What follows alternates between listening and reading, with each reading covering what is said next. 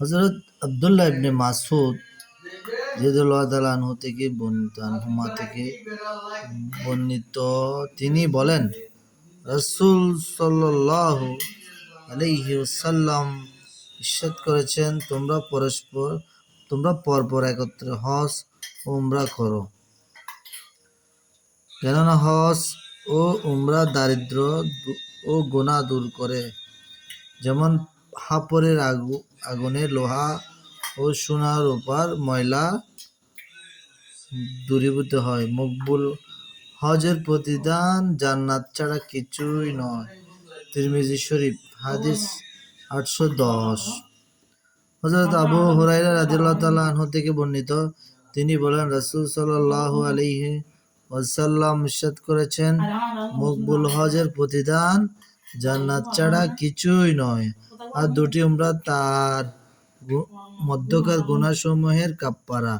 মুসনাদ আহমদ, হাদিস নাম্বার 9941। প্রাসঙ্গিক আলোচনা। বর্ণিত হাদিস শরীফ দ্বয়ে পবিত্র হজ ও উমরা করার ফজিলত ও উপকারিতা প্রসঙ্গে ইরশাদ হয়েছে, একথা অনস্বীকার্য যে হজ একটি ফরজ ইবাদত ও ইসলামের পঞ্চবুনিয়াদের একটি অন্যতম ভিত্তি। ইসলামের পঞ্চস্তম্ভের মধ্যে হজ হলো দৈহিক ও আর্থিক ইবাদত। হজ শব্দের আবিধানিক অর্থ ইচ্ছা বা সংকল্প করা। শরীয়তের পরিভাষায় আল্লাহ ও রাসূলের সন্তুষ্টি অর্জনের উদ্দেশ্যে শরীয়তের বিধান অনুসারে নির্দিষ্ট সময়ে নির্দিষ্ট স্থান তথা বায়তুল্লাহ শরীফ সংশ্লিষ্ট বরকতময় স্থানসমূহ জিয়ারত করার সংকল্প করাকে হজ বলা হয়। ফতোয়া শামী, দ্বিতীয় খণ্ড। উমরা প্রসঙ্গ। শরীয়তের পরিভাষায় আল্লাহর নৈকট্য হাসিলের উদ্দেশ্যে জিলহজ মাসের 9 তারিখ থেকে 13 তারিখ পর্যন্ত 5 দিন ব্যতীত বছরের যে কোনো সময় নির্দিষ্ট সময়কাল নির্দিষ্ট ক্রিয়া পদ্ধতি সহকারে মক্কা শরীফে গিয়ে বায়তুল্লাহ শরীফের জিয়ারতের সংকল্প করা। মসজিদুল হারামের চারদিকের নির্দিষ্ট সীমানা হলো হারামে মক্কা বা হারাম শরীফ। মক্কার হারাম শরীফের ফজিলতমণ্ডিত হওয়ার এখানে যা করা যাবে না। হারাম শরীফের মুসলিমদের প্রবেশ সম্পূর্ণরূপে নিষেধ। 2. অপবিত্র অবস্থায় হারাম শরীফে প্রবেশ নিষেধ। 3. এখানে কোনো প্রকার প্রাণী জীব জন্তু শিকার করা নিষেধ।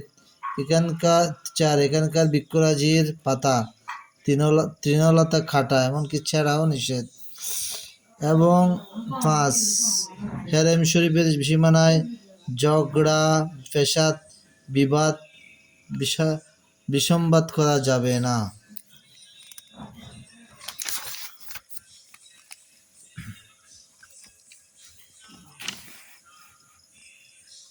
হাদিস শরীফে ইরশাদ করা হয়েছে, হযরত আবু হুরায়রা রাদিয়াল্লাহু তাআলা আনহু থেকে বর্ণিত, তিনি বলেন, রাসূল সাল্লাল্লাহু আলাইহি ওয়াসাল্লাম ইরশাদ করেছেন যে ব্যক্তি হজ করে এবং পরে কোনরূপ অশ্লীল ও অন্যায় আচরণ না করে, তবে তার পূর্ববর্তী গুনাহসমূহ ক্ষমা করে দেওয়া হয়। তিরমিজি শরীফ, হাদিস নম্বর 811।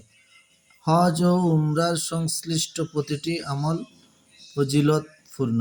তালবিয়া পাঠ করার ফজিলতের প্রসঙ্গে ইরশাদ করা হয়েছে, হযরত আবু বকর সিদ্দিক রাদিয়াল্লাহু তাআলা আনহু থেকে বর্ণিত, নবী করিম সাল্লাল্লাহু আলাইহি ওয়াসাল্লামকে জিজ্ঞাসা করা হলো, কোন হজ সর্বোত্তম? নবীজি সাল্লাল্লাহু আলাইহি ওয়াসাল্লাম বললেন, যে হজে উচ্চস্বরে তালবিয়া পাঠ করা হয় ও কুরবানি করা হয়, সে হজ উত্তম। তিরমিজি, হাদিস 827। মক্কা মুআজ্জামায় পবিত্র কাবা শরীফ দেখা মাত্র এই তালবিয়া পাঠ করবেন, আমি হাজির, হে আল্লাহ আমি হাজির, তোমার কোনো শরীক নেই, আমি হাজির, ইচ্ছে সকল প্রশংসা ও নিয়ামত রাজি তোমাদেরই জন্য, সকল রাজত্ব তোমারই জন্য, সকল প্রশংসা নিয়ামত রাজি তোমারই জন্য, সকল রাজত্ব তোমাদের জন্য, তোমার কোনো অংশীদার নেই, لبيك اللهم لبيك لبيك لا شريك لك لبيك إن الحمد والنعمة وال- ولك والملك لا شريك لك لبيك.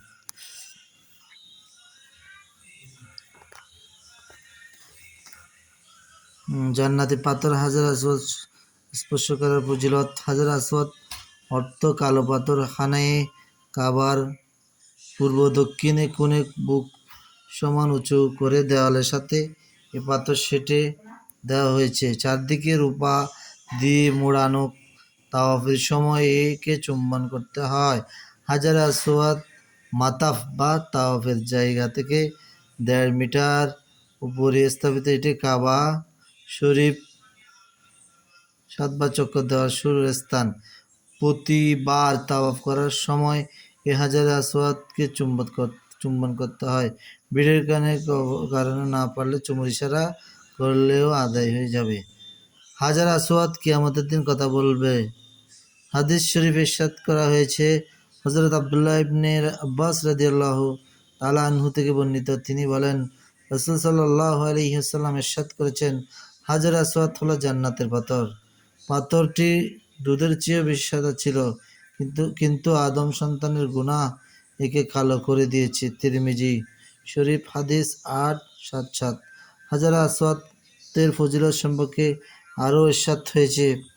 হযরত আব্দুল্লাহ ইবনে আব্বাস রাদিয়াল্লাহু তাআলা আনহু থেকে বর্ণিত, তিনি বলেন, রাসূল সাল্লাল্লাহু আলাইহি ওয়াসাল্লাম ইরশাদ করেছেন, আল্লাহ অবশ্যই কিয়ামতের দিন হাজার আসওয়াদকে উদ্ধিত করবেন। তার দুটি চোখ থাকবে যা দিয়ে সে দেখতে পাবে, একটি জিহ্বা বা মুখ থাকবে যা দিয়ে সে কথা বলবে, এবং যারা তাকে ন্যায্যনিষ্ঠভাবে স্পর্শ করেছে তাদের পক্ষে সাক্ষী দেবে। তিরমিজি শরীফ হাদিস 961। মক্কা মুকাররমার মর্যাদা। পবিত্র মক্কা মুকাররমায় রয়েছে ময়দানে আরাফাত। এখানে উপস্থিতি এর নামই হজ। 9 জিলহজের সূর্য হেলে যাওয়ার পর থেকে 10 জিলহজ সুবহি সাদিকের পূর্ব পর্যন্ত যে কোনো সময় এক মুহূর্তের জন্য হলেও আরাফার ময়দানে অবস্থান করা হজের দ্বিতীয় ফরজ। প্রথম ফরজ ইহরাম পরিধান করা। তৃতীয় ফরজ হলো তাওয়াফ জিয়ারত বা ফরজ তাওয়াফ করা। 10 জিলহজ কুরবানি করার পর হতে 12 জিলহজ সূর্যাস্তের পূর্ব পর্যন্ত যে কোনো সময়ে তাওয়াফ করা যায়। উল্লেখিত উপরোক্ত 3টি ফরজের কোনো একটি বাদ পড়লে হজ সহি হবে না। মক্কা মুকাররমা হলো পবিত্র কোরআনে অবতীর্ণ পবিত্র পূর্ণভূমি। রাসূল সাল্লাল্লাহু আলাইহি ওয়াসাল্লাম পৃথিবীতে আগমনের পদধূলিত ধন্য পৃথিবীর বরকতময় শ্রেষ্ঠতম স্থান। অসংখ্য আম্বিয়া কিরাম ও সম্মানিত রাসূলগণ খানায়ে কাবার জিয়ারত এবং পবিত্র ভূমিতে তাশরিফ এনেছেন। কাবা শরীফের চতুর্দিকে 300 আম্বিয়া কিরামের কবর শরীফ রয়েছেন। রুকনে ইয়ামানি হাজার আসওয়াদের মধ্যখানে 70 জন আম্বিয়া কিরামের কবর শরীফ রয়েছে। হাতিমের ভিতরে যেটি খানায়ে কাবার অংশ, এর মধ্যে মিজাবে রহমতের নিচে হযরত ইসমাইল আলাইহিস সালাম ও তার আম্মাজান হযরত হাজেরা রাদিয়াল্লাহু তাআলা আনহুর কবর শরীফ রয়েছে। মক্কা শরীফের প্রসিদ্ধ কবরস্থান জান্নাতুল মুআল্লা শরীফ থেকে কিয়ামতের দিন এমন 70,000 লোকদের উঠানো হবে যারা বিনা হিসাবে জান্নাতে প্রবেশ করবে, এবং তাদের প্রতিজন 70,000 গুনাহগারকে সুপারিশ করবেন। তাদের চেহারা মুবারক পূর্ণিমার রাতের চন্দ্রের মতো উজ্জ্বল চমৎকার হবে। তারিখে মক্কা খণ্ড 1 আনোয়ারুল বয়ান, তৃতীয় খণ্ড 279। খানায়ে কাবায় 1 রাকাত নামাজে 1 লক্ষ রাকাতের সওয়াব। হযরত আনাস রাদিয়াল্লাহু তাআলা আনহু থেকে বর্ণিত, প্রিয় নবী সাল্লাল্লাহু আলাইহি ওয়াসাল্লাম ইরশাদ করেন, মদিনা মুনাওয়ারায় আমার মসজিদে নববী অর্থ হচ্ছে নবীর মসজিদ। মদিনা মুনাওয়ারায় আমার মসজিদে 1 রাকাত 50,000 সওয়াব, আর মক্কা মুকাররম মুকাররমার মসজিদুল হারামে 1 রাকাতে 1,00,000 রাকাতের সওয়াব। ইবনে মাজাহ খণ্ড 1। হজ পালনকারী, উমরা আদায়কারী, খানায় খাবার দর্শনের অনন্য সব। উম্মুল মুমিনিন হযরত আয়েশা রাদিয়াল্লাহু তাআলা আনহা থেকে বর্ণিত, নবী করিম সাল্লাল্লাহু আলাইহি ওয়াসাল্লাম ইরশাদ করেন, খানায় খাবাকে দেখা ইবাদত। খানায় খাবায় দৈনিক 120টি রহমত নাজিল হয়। তাওয়াফকারীদের জন্য 60টি, নামাজীদের জন্য 40টি, দর্শনার্থীদের জন্য 20টি। আল্লাহ তাআলা প্রত্যেক মুসলমানকে হজ ও উমরা পালন করার তৌফিক দান করুন। আমিন। তর্জমান পাঠচক্র।